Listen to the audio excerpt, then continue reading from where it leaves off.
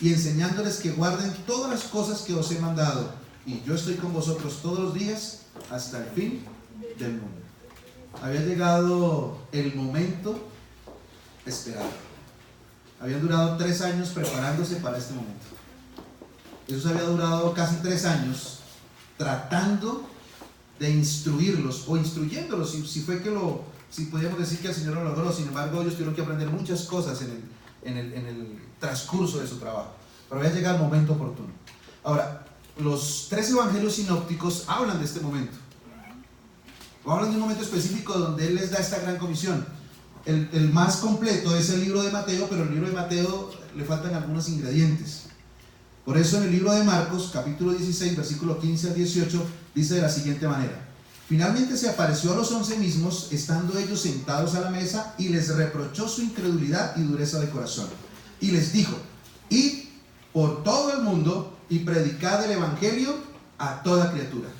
Y aquí añade algo que no tiene el libro de Mateo: el que crea y sea bautizado será salvo, pero el que no crea será condenado. Marcos. Y Lucas añade algo más. Miren lo que dice Lucas 24, 46 y 47. Y les dijo: así está escrito, y así fue necesario que el Cristo padeciera y resucitara de los muertos al tercer día, y que se predicara en su nombre. Miren que agrega algo más: arrepentimiento y ¿qué? El arrepentimiento y el perdón de pecados en todas las naciones, comenzando desde Jerusalén. Ahora, si cogemos los 3 textos y los ponemos en uno solo, miren cómo queda un poco más completo. Lo voy a volver a leer. Toda potestad me es dada en el cielo y en la tierra. Por tanto, id y haced discípulos a todas las naciones, bautizándolos en el nombre del Padre, del Hijo y del Espíritu Santo, y enseñándoles que guarden todas las cosas que os he mandado. Que se predicara en su nombre el arrepentimiento y el perdón de pecados. Y el que crea y sea bautizado será salvo, pero el que no crea será condenado. Y añade, está en el libro de Mateo: yo estoy con vosotros todos los días hasta el fin del mundo. La gran comisión implica ir a todas las naciones. Eso lo dicen los 3 evangelios. En Mateo, el Señor le dice: enseñándoles que guarden todas las cosas que os he mandado. En Marcos hace alusión a algunas de esas cosas. ¿Qué les enseñó? Que se arrepientan y que hay perdón para sus pecados. Pero además también les enseñó que todo aquel que crea en esta palabra será salvo, pero el que no crea será condenado. Y les confirma diciéndoles: y yo voy a estar con ustedes todos los días. Así que yo decidí dividir todo este texto en 2, 4, 6, 8 secciones. La primera es toda potestad. Ese ya fue el tema que tuvimos en la iglesia que se llama ahora Casa de Oración. Y toda potestad, hermano, no es solamente, esto es un resumen cortico, no es solamente que el Señor diga: yo tengo la autoridad y por esa autoridad les doy el mandato, la orden, háganme caso, vayan y háganme. No, cuando el Señor habla de toda potestad, está hablando es que Él está al control de todas las cosas. Él controla todo. O sea, Él sigue siendo el amo y señor de este mundo. Aunque alguien pueda decir que no, aunque las circunstancias parecieran que Dios no estuviera al control de nada aquí en este mundo por todas las cosas que pasan. Pero no es así. Dios sigue estando al control de todo. Amén. Y yo les contaba a los hermanos de allá, y creo que la primera vez que prediqué el tema fue acerca de Jonás, ¿no? Dios siempre estuvo al control de todo, aunque Jonás fue rebelde, pero Dios siempre estuvo al control de todo. Siempre. Ustedes revisan un poquitico la historia, Dios siempre estuvo al control. Jonás no quiso y se fue a otro lugar, ¿y qué pasó? Dios levantó una tempestad. Los marineros finalmente lo echaron al agua. Dios puso un pez que lo llevara hasta donde tenía que ir, y fue. Y a regañadientas hizo la labor. Y aunque se enojó tanto, el Señor le tuvo tanta paciencia, pero el Señor tenía como propósito salvar a Nínive, y la salvó. No los podía obligar, ellos tenían que tomar la decisión, pero Él estaba al control de todo. La calabacera nació porque Él hizo que naciera. La calabacera dejó de existir porque Él hizo que dejara de existir. Dios está al control, hermanos. Y si Dios está al control, no debemos tener miedo de hacer la obra que nos mandó a hacer. Porque una de las grandes razones por la cual nosotros no hacemos la obra es porque nos da temor. Y hay mucha clase de temor. Temor de que no nos crean, temor de que nos tilden de ignorantes, de locos, de ser ridículos, de que de pronto nos corchen, de que tantos temores. Y como todos los temores son absurdos. Los temores son ilógicos. Los temores no tienen razón de ser, la mayoría de veces, pero los tenemos. Yo siempre he dicho que le tengo fastidio y le tengo repugnancia a las ratas y a las serpientes. Pero realmente no es fastidio, es miedo. Y a veces nosotros disfrazamos nuestros miedos. No debemos tener miedo, el Señor está al control.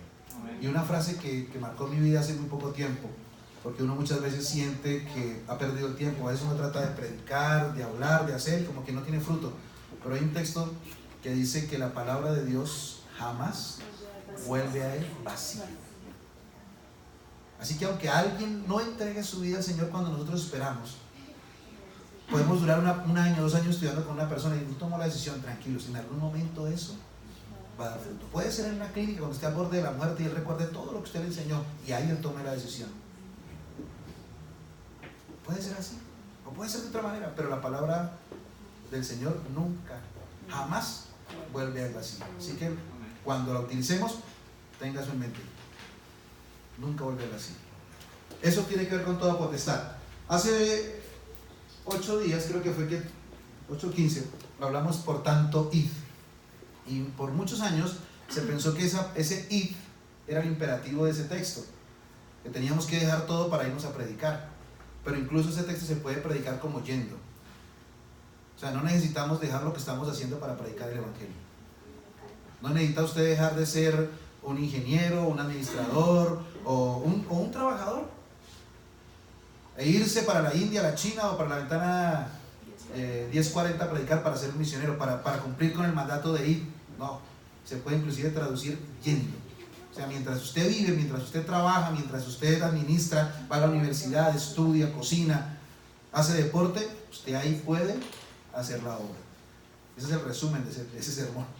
Y hoy vamos a hablar de hacer discípulos. Y alguien podría decir, pero pues eso es lo más elemental, ¿cierto? Hacer discípulos. ¿Qué es hacer discípulos? Para poder saber qué es hacer discípulos, pues primero tenemos que estudiar qué es un discípulo. Pero de hecho, hace poco vi un video que mandaron por WhatsApp, creo que fue en un grupo de la iglesia, no recuerdo quién lo envió, creo que lo hizo la división sudamericana, donde decía, ¿usted es discípulo o usted es miembro? Y en el video decía algo así como esto, más o menos me acuerdo, estoy buscando y no lo encontré. El video decía, un miembro es aquel que va a la iglesia para ver qué le van a dar, qué programas van a presentar, quién va a predicar, para ver qué va a recibir. Un discípulo va a la iglesia pensando en qué va a hacer, en qué va a servir. Un miembro se sienta y critica. Un discípulo ve el error y trata de solucionarlo. Y así había una serie de frases entre un miembro y un discípulo. Y el video me pareció muy bueno y muy pertinente. Sin embargo, yo quiero que vayamos a la luz de la Biblia y veamos qué es un discípulo. Miren, hay un texto que está en el Antiguo Testamento. Estuve buscando cuál iba a escoger para poder presentarles el ejemplo de un buen discípulo. Qué características y quién es un discípulo. Y me parece que Josué es un ejemplo muy, muy contundente y muy claro de lo que para Dios significa que una persona sea un discípulo. Ahora, si usted va al diccionario y busca la palabra discípulo, usted puede ver ahí, busca en Wikipedia, le aparece en la primera página de Google y ahí le dice una persona que sigue un maestro. Y si va a un diccionario bíblico, miren lo que dice. Miren lo que dice en el diccionario bíblico. Lo voy a poner antes de ir. Hay dos palabras en hebreo y una palabra en griego para la palabra discípulo.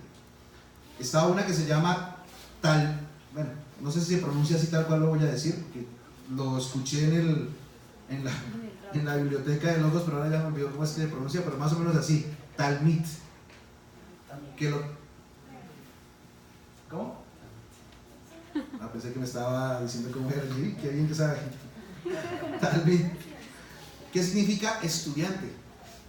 Y solo aparece una vez en el Antiguo Testamento, en el libro de Primera de Crónicas, en el capítulo 25, versículo 8, que dice: echaron suertes para repartir los turnos del servicio, tanto el pequeño como el grande, lo mismo el maestro como el discípulo.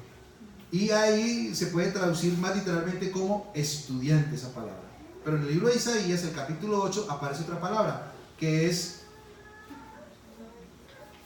bueno, lo voy a leer en castellano, limud, aunque eso tiene una pronunciación diferente. Y dice: ata el testimonio, sella la instrucción entre mis discípulos. Y esa palabra sí está contundentemente traducida como discípulo. Solamente aparece en 2 ocasiones esa palabra en el Antiguo Testamento, discípulo. Sin embargo, el pueblo griego, el imperio griego, utilizó desde sus comienzos el tema de los maestros y los discípulos.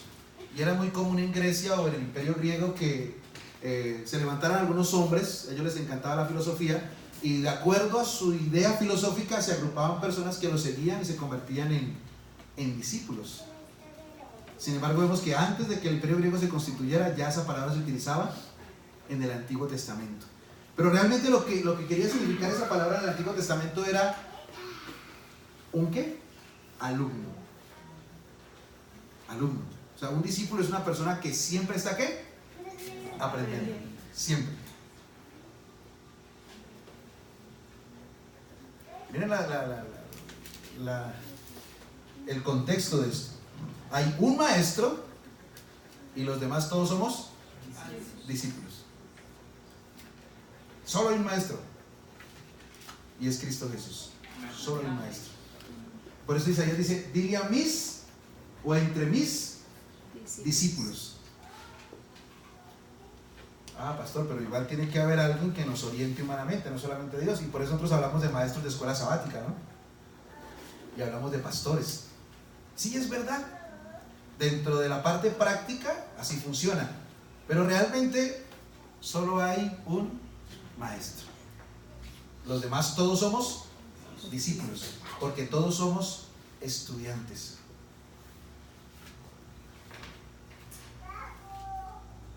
Por eso es que el apóstol Juan dice: y el que persevere hasta el fin. No dice el que haya alcanzado, sino el que ¿qué? El que persevere. Quiere decir que todos, mientras el pecado exista y estemos en esta tierra, estaremos en un curso de aprendizaje. No podemos detenernos y decir: ya lo sé todo. No podemos. Es más, me gustaría ir un poquitico más allá.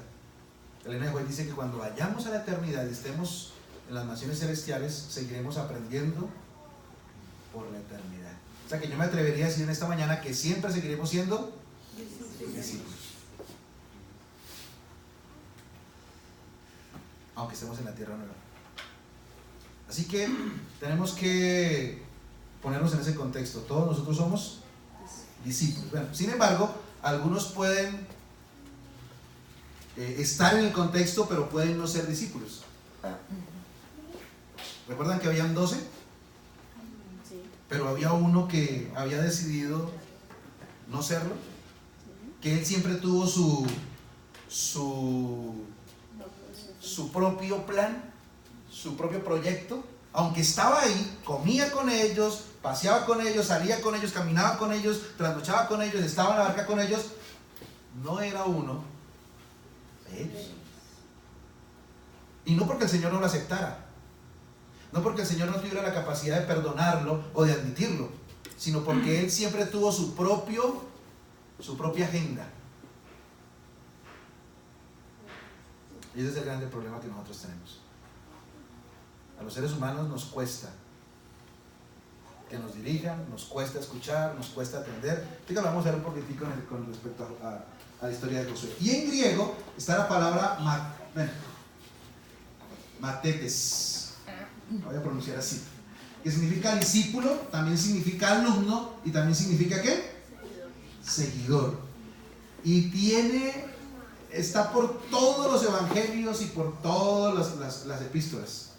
Esa palabra está más de 350 veces en el Nuevo Testamento. En el Antiguo solo 2, en el Nuevo está repleto de palabras. Y es una sola palabra, pero tiene muchos significados. Pero escogí esta, Juan 8:31. Dijo entonces Jesús a los judíos que habían creído en él: si vosotros permanecéis en mi palabra, ¿seréis qué? Verdaderamente mis discípulos. Eso quiere decir que de pronto habían algunos que no eran verdaderamente sus discípulos. Ustedes recuerdan cuando leímos la primera parte de ese que habían algunos que dudaban. ¿Se acuerdan cuando leímos Mateo 28? Sí. Esos que dudaban no estaba contando a los 12. Es que había una multitud más grande que los 12. Y los que dudaban eran esos que no formaban parte de los 12, los que estuvieron un poquito más lejos. Aún dudaban de que Jesús hubiera resucitado, dudaban de que hubiera muerto, dudaban de que fuera el Mesías, dudaban de que iba a ascender al cielo. Aunque estaban viendo todo, aún dudaban en su corazón. Y ese es el otro problema. El grande problema para no llegar a ser un discípulo verdadero es la duda. Hoy estuvimos hablando en la lección de ¿qué tema? Las decisiones. Y uno de los grandes problemas de las decisiones es la duda. ¿Será que sí? ¿Será que es lo correcto? ¿Será que sí es ella? ¿Será que no es ella? ¿Será que es él? La duda. Yo siempre le digo a las parejas cuando se van a casar y hacemos el curso, yo le digo, si usted tiene el 100%, tiene el 1% de duda, mejor no se case. Debe estar 100% decidido y seguro, más que seguro, decidido, a que no importa lo que pase, esa va a ser la mujer y ese va a ser el hombre de su vida. Porque de hecho va a tener problemas. No nos casamos con una persona perfecta, además nosotros no somos perfectos. Pero usted debe estar seguro de la decisión que va a tomar. Y la duda nos mata. La duda nos mata, la duda no nos deja crecer. Eso en todos los aspectos de la vida. Y en la fe es peor. El que duda, dijo Jesús, es como la onda del mar. Es llevada por las olas y el viento a donde ellos quieran, por todo lado. Muy bien, pero vamos a ver entonces qué es un discípulo y vamos a verlo a la luz de la palabra de Dios. Miren lo que dice Josué 1, del 1 al 9. Yo suprimí 2 versículos ahí por temas de espacio, pero permítanme leer. Dice: aconteció después de la muerte de Moisés, siervo de Jehová, que Jehová habló a Josué, hijo de Nun, servidor de Moisés, y le dijo: mi siervo Moisés ha muerto. Ahora pues levántate y pasa este Jordán, tú y todo este pueblo, hacia la tierra que yo les doy a los hijos de Israel. Nadie podrá hacerte frente en todos los días de tu vida. Como estuve con Moisés, estaré contigo. No te dejaré ni te desampararé. Solamente esfuérzate y sé muy valiente, cuidando de obrar conforme a toda la ley que mi siervo Moisés te mandó. No te apartes de ella ni a la derecha ni a la izquierda, para que seas prosperado en todas las cosas que emprendas. Nunca se apartará de tu boca este libro de la ley, sino que de día y de noche meditarás en él, para que guardes y hagas conforme a todo lo que está escrito en él, porque entonces harás prosperar tu camino y todo te saldrá bien. Mira que te mando que te esfuerces y seas valiente. No temas ni desmayes, porque Jehová tu Dios estará contigo donde quiera que vayas. Qué grande promesa, ¿no? Pero quiero referirme al comienzo. De esta historia. Estos días he estado leyendo el libro de Números. Lo he estado estudiando capítulo por capítulo, versículo por versículo, y hay cosas muy interesantes sobre este respecto. El Señor llama a Moisés y le dice a Moisés: Moisés, tú no vas a entrar a la tierra que fue ya eximida. Tú vas a descansar por haberme desobedecido y en vez de hablarle a la roca, haberla golpeado. Por eso tú no vas a entrar.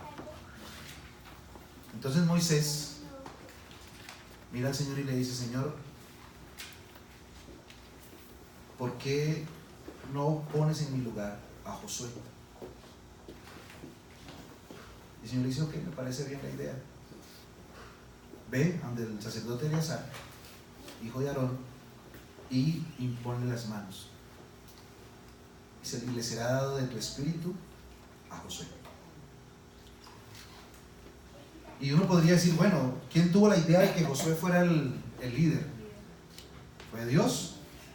¿O fue Moisés quien le sugirió al oído al Señor para que lo nombrara, ¿no? Saben, hermanos, que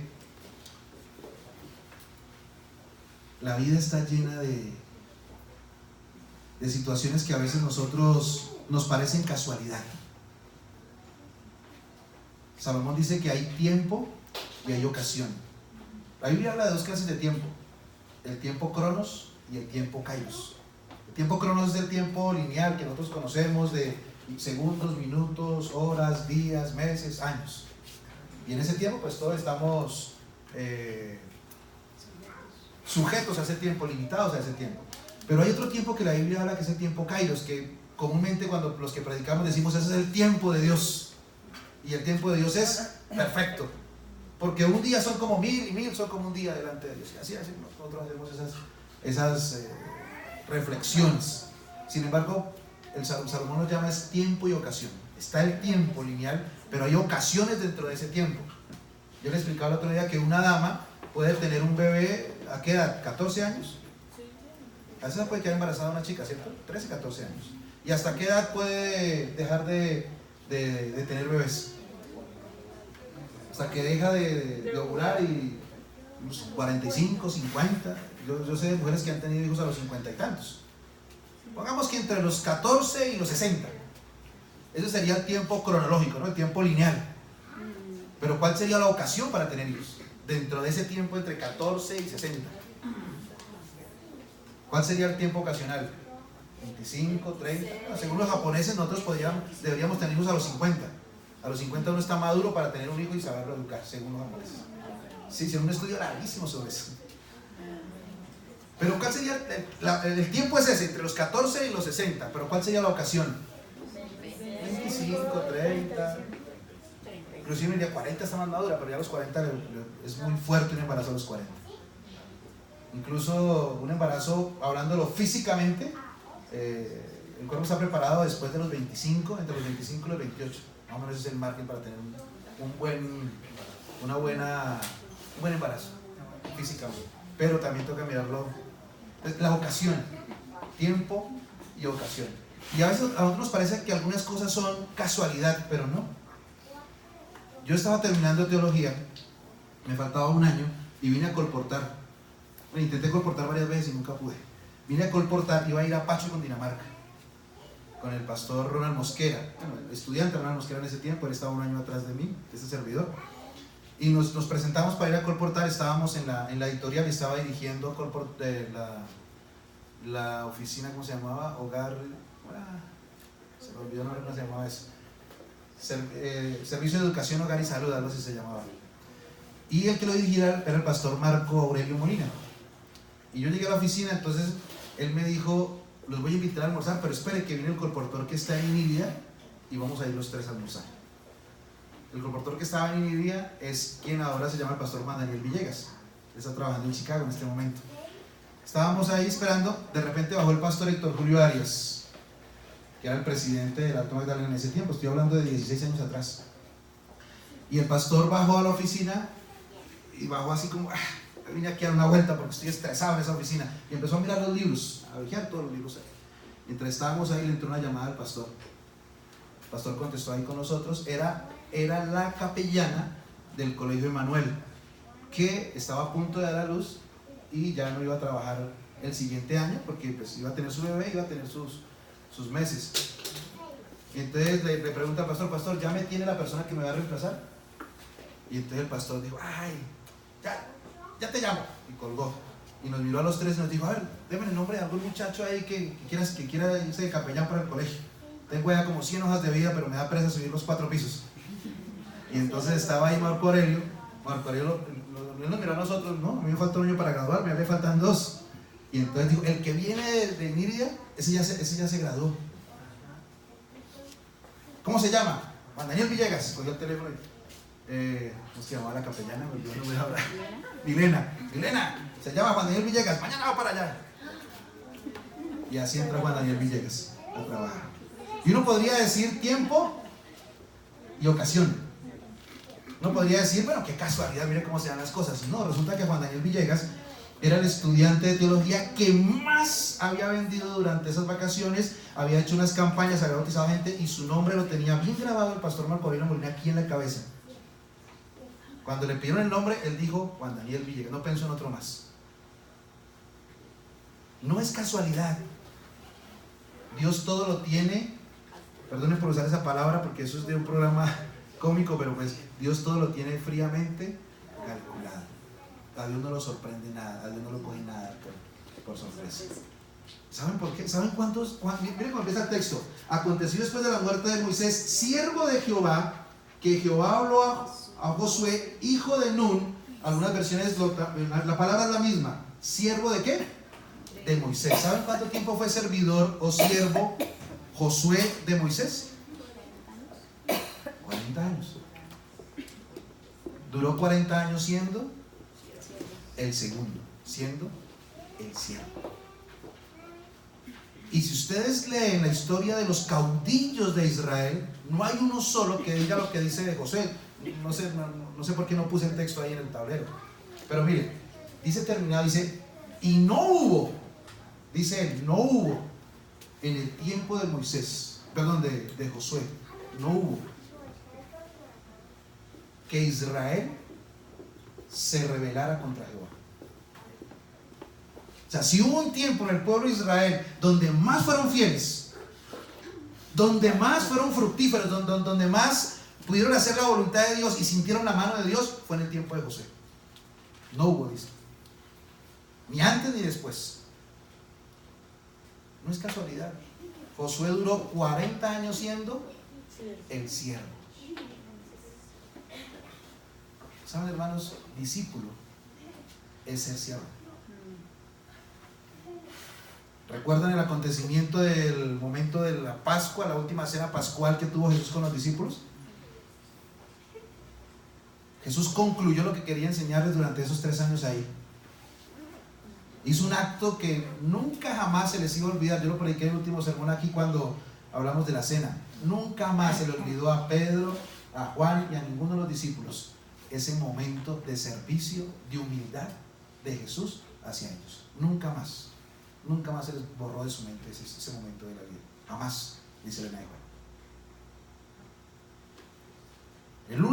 La última lección que Jesús quiso enseñarle a sus discípulos fue el servicio. Jesús dijo constantemente, yo no he venido para ser servido, yo he venido para servir. Lo que Jesús quiso decir a los discípulos, yo los llamé a ustedes 12, ahora eran 11 ya porque ya Judas se había ido, yo los llamé a ustedes 11 para que sirvan.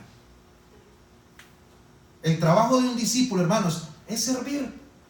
La forma que el Señor nos dispuso para aprender como discípulos, como estudiantes, es el servicio. No hay una forma más contundente para aprender que servir. Solo en el servicio, solo cuando se sirve abnegadamente, desinteresadamente, solo cuando se sirve por la razón correcta, podemos tener una pequeña vislumbre del pensamiento de Cristo en nuestro corazón. Porque ese era su deseo todo el tiempo. No había un móvil en el corazón del Señor que levantarse cada mañana y buscar a las personas para servirles. Ese era su deseo. No había otra cosa prioritaria en la mente de Jesús que levantarse cada mañana y buscar personas solo para hacerles el bien. Servir. Algunos dicen, no, pero es que eso es un don. Yo discrepo con los que dicen que eso es un don. Yo creo que es una condición del Hijo de Dios. Servir. Tal vez no lo hagamos de la misma manera. Tal vez no tenemos las mismas facultades ni los mismos talentos y dones para servir. Y hay muchas formas de servir. Hay muchas maneras de servir. Se puede servir dando un consejo, puede servir escuchando, puede servir yendo a lavar la loza, a trapear, puede servir ir haciendo una curación, puede servir cuidando a un niño, se puede servir de muchas maneras. Pero lo que hace el servicio algo tan grande, algo tan importante, no es el servicio en sí, sino es la razón por la cual usted hace el servicio. ¿Qué lo mueve a usted a servir? Porque muchas veces podemos servir solamente para caer bien. Muchas veces mi mamá siempre le dice a mi papá, ellos fueron novios creo que 1 año y medio. Mi mamá le decía, no, usted se disfrazó, usted se camufló, ya cuando lo conocí me di cuenta que usted no era así. Entonces mi papá se ríe, o se reía porque ellos estaban ya separados, casi no hablan, pero mi papá se reía y es que me miraba mi mamá así como con ese coraje y decía, es que venía como una palomita mansa y se quedaba ahí, me escuchaba, me traía cosas, me ayudaba en el trabajo, me llevaba al bus, me traía, eso era una... Y después de que nos casamos se volvió un guache. Uno puede servir con esa intención o con otra, pero la verdadera razón del servicio, dice Patriarcas y Profetas, es el amor. Cuando uno ama a las personas que sirve, el amor. Ahora, a veces nosotros pensamos que no amamos a las personas porque no sentimos cosas por ellos. A veces nosotros confundimos el sentimiento con el principio del amor.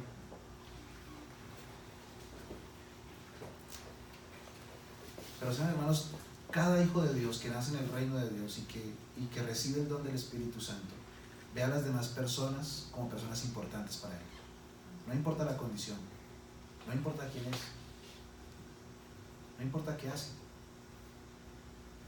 Estos días íbamos llegando a la casa con mi hija menor del colegio y pasó un señor, un habitante de calle, pero aparte de habitante de calle estaba como mal de la cabeza. Y pasó por el lado de nosotros diciéndonos un poco de... ¿Cómo fue que me dijo?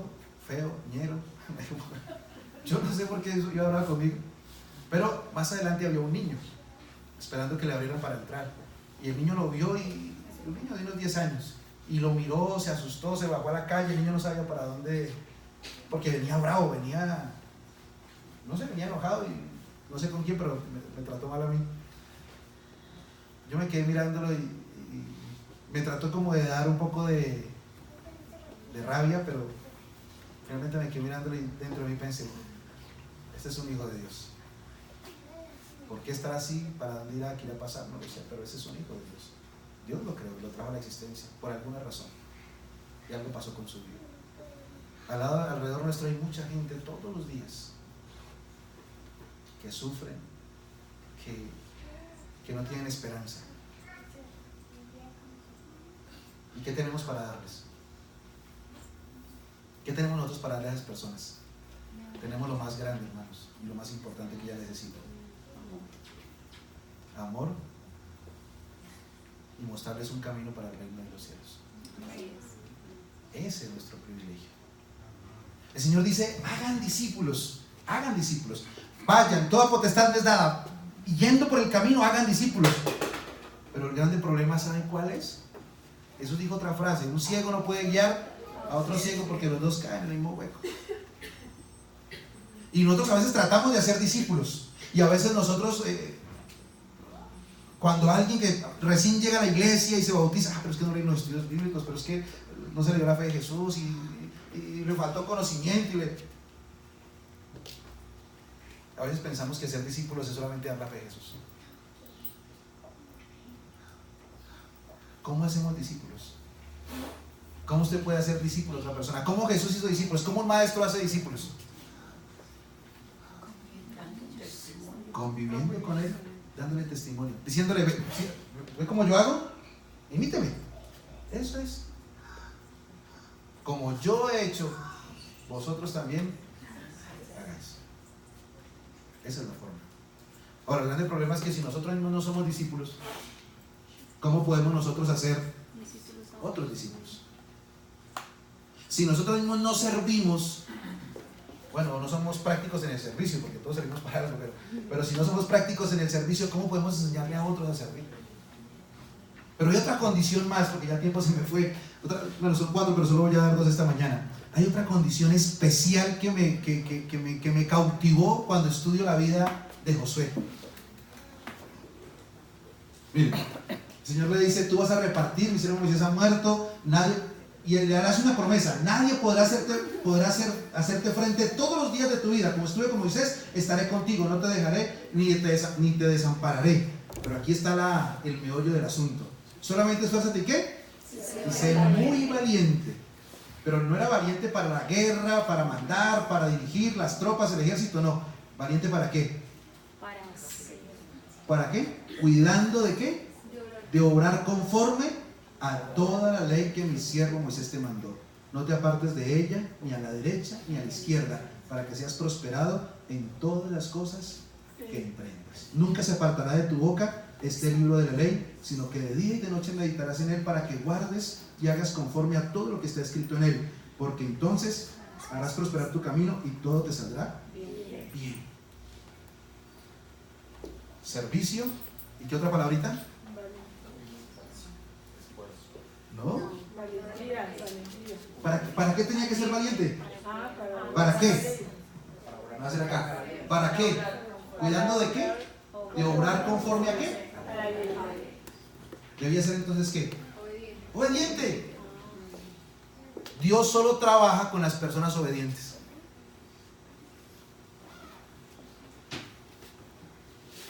Dios solo trabaja con ese tipo de personas que les gusta servir y que obedecen. ¿Saben? A Dios no le interesa mucho el currículum. Qué tan capacitado, qué tan inteligente, qué tan experto, qué tanta experiencia. No. A Dios le interesan 2 cosas en el currículum de una persona: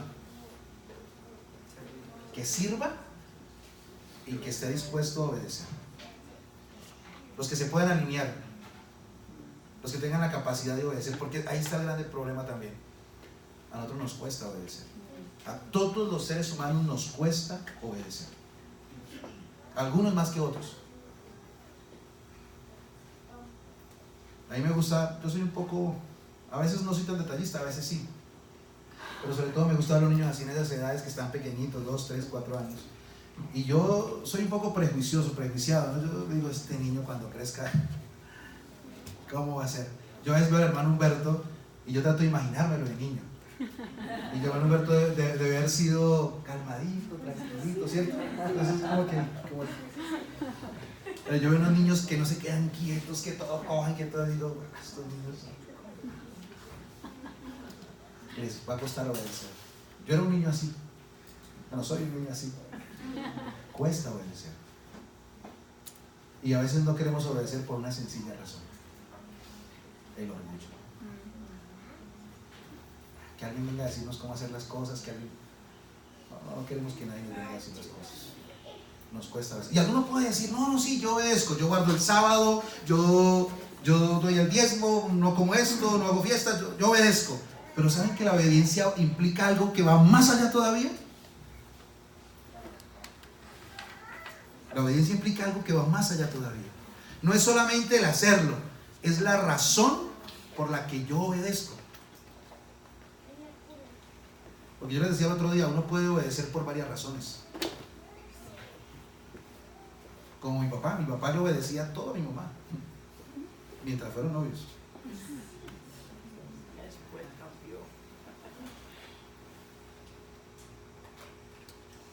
Cuando los hijos vienen y se portan bien y hacen oficio y le dicen: no, papito, ¿qué dice uno? ¿Qué me va a pedir?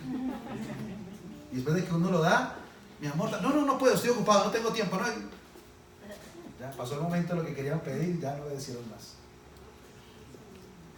Ahí estamos en una clínica, en el hospital, uno está enfermo y entonces, Señor, yo les conté a ustedes que tuve un accidente en una moto y estuve ahí hospitalizado, a punto de morir, 3 días en coma. Mi mamá le había llegado el mensaje varias veces, no lo había querido aceptar, y ese día me dijo: Señor, si tú sanas a mi hijo, yo te voy a entregar mi vida. Y me sanó, hizo un milagro conmigo, es una historia larga, yo creo que Si alguno la quiere ver, vaya a mi canal y busque los hermanos que ahí están. ¿Y saben cuánto tiempo duró mi mamá? Yo fui sano en 2-3 días. Eso fue un sábado y al sábado ya estaba en mi casa, después de haber sido desahuciado por los médicos. Eso fue un milagro contundente. Pero ¿saben cuánto duró mi mamá para bautizarse, para entregar la vida al Señor?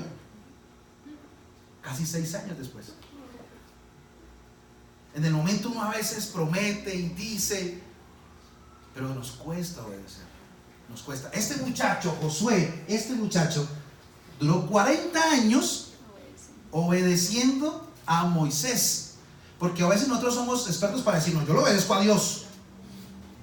No, cuando uno obedece de verdad. Porque a veces utilizamos en nuestra arrogancia o prepotencia, sacamos inclusive a veces algunos argumentos, ¿no?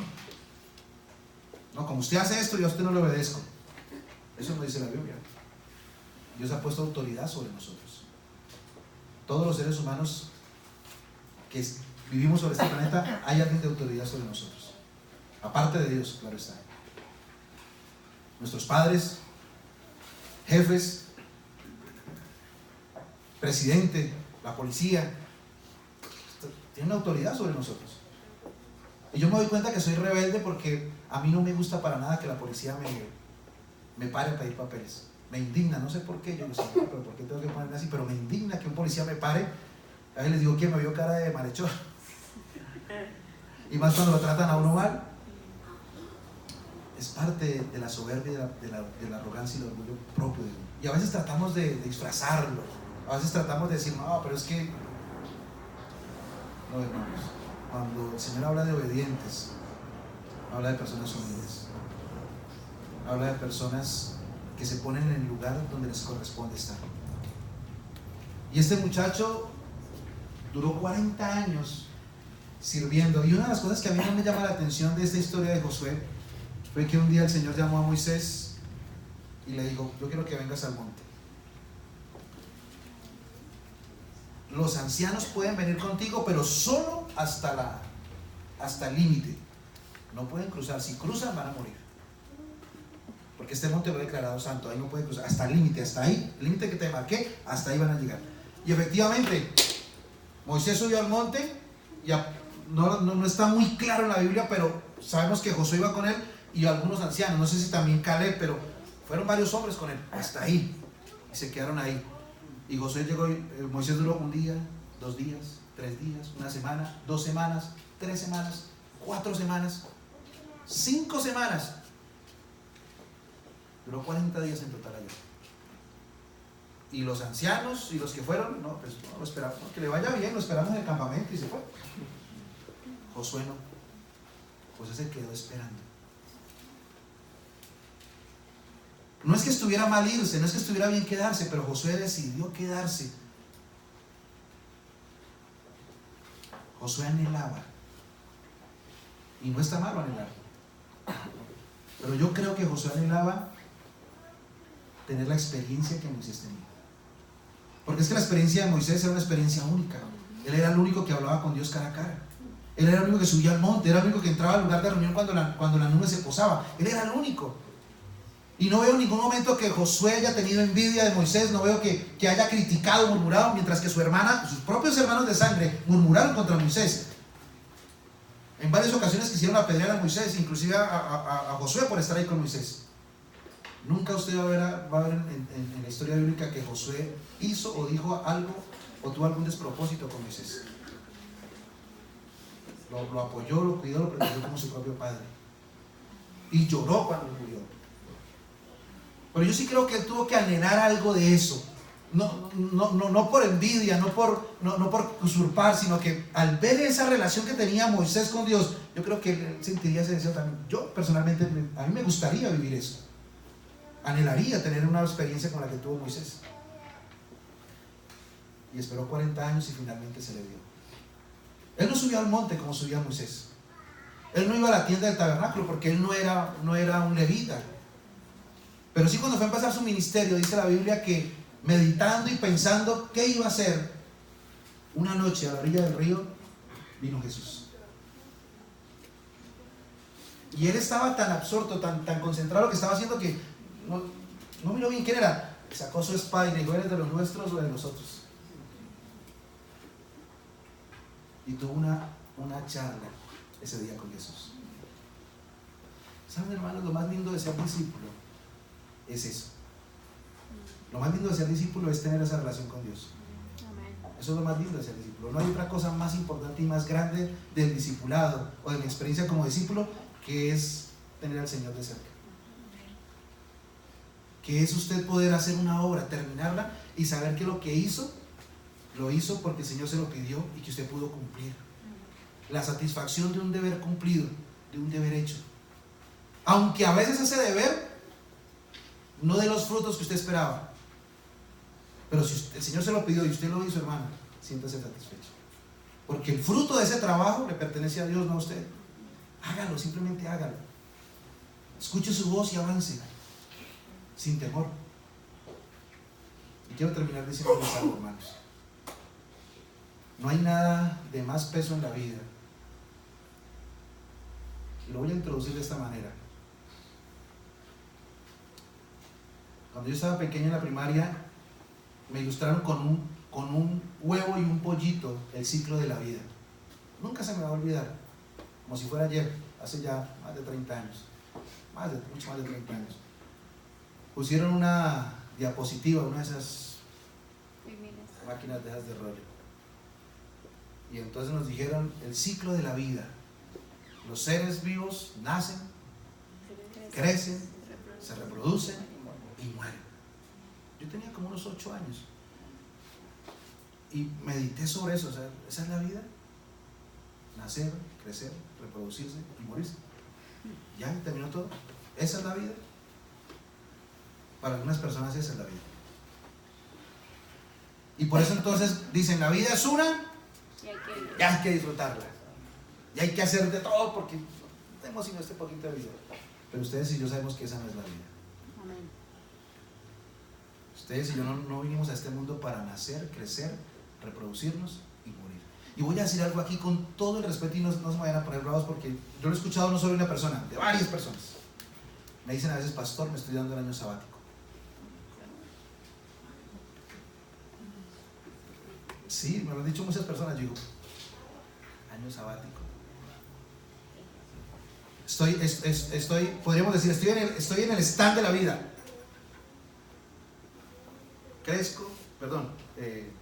Nazco, crezco, me reproduzco y muero. Estoy en ese espacio de la vida. Estoy en stand-by en este momento. Hermanos, no nacimos para eso. Nacimos para servir. Vinimos a este mundo para servir, para adorar a Dios, para serle fiel. Pero vinimos a este mundo para ser sus discípulos, para ser testigos de Él en esta tierra, para ser sus embajadores. Estamos aquí para eso. No solo para venir a la iglesia y sentarnos, escuchar un sermón, ir a la casa y ya. No estamos en este mundo solo para eso. No somos adventistas, no somos cristianos solo por decirlo. Pastor, pero es que ya tengo 60, ya tengo 70, yo ya trabajé, ya estoy jubilado. Hay que descansar. Sí, hay que descansar la noche. Te puedes descansar las 7 horas que... Y ya cuando vayamos a la tumba vamos a descansar otro poquito más, pero estamos en este mundo para servir, para hacer, para disfrutar de las cosas lindas que Dios nos dio, pero fuimos hechos para procrear juntamente con Él, para dar fruto. No podemos quedarnos solamente ahí, trabajando, yendo del trabajo a la casa, de la casa al trabajo, del trabajo a la casa, y de pronto el domingo por ahí descansando en algo, un paseíto, una edita allí, visité a mi amigo, y se acabó y se fue toda la vida en eso. Yo quiero invitarlos en esta mañana y hacerles un desafío, hermanos. Dios nos llamó a ser discípulos. Dios nos llamó a este mundo que languidece, que padece en la ignorancia, que en el sufrimiento, en la falta de esperanza, en todo lo que este mundo tiene. Nos llamó a nosotros a ser luz en medio de las tinieblas. Amén. Y no podemos quedarnos ahí impávidos.